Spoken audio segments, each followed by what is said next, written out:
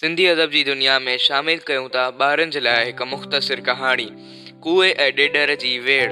हिकु तलाउ में हिकु कुओ ऐं हिकु ॾेडर रहंदो हो। उहे ॿई हिक ॿिए खे बिल्कुलु पसंदि कोन कंदा हुआ।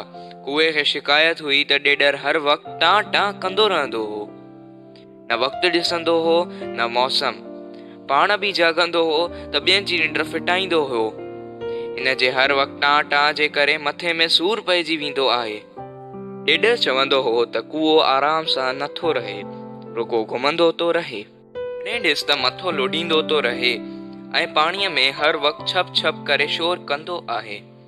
ॿई ॼणा जॾहिं बि आम्हूं साम्हूं थींदा हुआ त हिक ॿिए खे बुरो भलो चवंदा हुआ ऐं एतिरो विढ़ंदा हुआ जो सभई जानवर गॾु थी वेंदा हुआ ऐं हिननि जी वेड़ ॿई हलंदी हुई।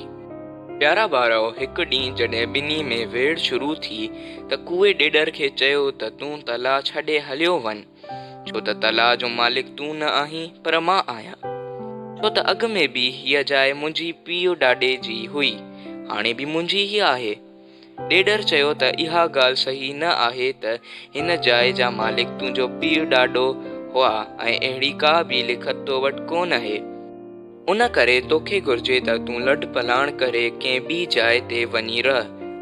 त प्यारा ॿारो, हिन ॻाल्हि ते वेड़ अञा वधी वई। अॻ में त ॿई परे खां हिक ॿिए खे अखियूं ॾेखारींदा हुआ, हाणे हीअं थियो जो हिक ॿिए खे हथी पई विढ़ण लॻा। उहो सभु हिकु सिरण बि ॾिसी रही हुई। इहा केतिरनि ई ॾींहंनि खां इन्हनि ॿिन्ही जी शिकार लाइ टाड़ में हुई, पर उहे ॿई लिकी वेंदा हुआ ऐं सिरण जे हथ न ईंदा हुआ। हाणे हे ॿई विढ़ण में लॻी विया त हिक ॿिए खे दुश्मनीअ में पंहिंजी दुश्मन सिरण खे बि विसारे वेठा हुआ। सिरण अहिड़ो मुनासिब मौक़ो ॾिठो त तेज़ीअ सां लामारो हणी ॿिन्ही खे खणी झंग ॾांहुं उधरी वई। प्यारा दोस्तो, सियाणनि सच चयो आहे त पंहिंजो पाण में जहिड़ो करण जे करे दुश्मन कामयाब थी वेंदो आहे। प्यारा दोस्तो, सिंधी अदब जी दुनिया तरफ़ां अवां आॾो पहिरियों दफ़ो ॿारनि लाइ कहाणी शामिल कईसीं। पंहिंजी राय खां आगाह कंदा त तव्हांखे कीअं लॻी ही कहाणी।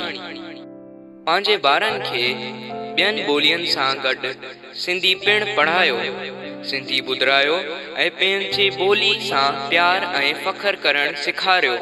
सदाई आबाद हुजो।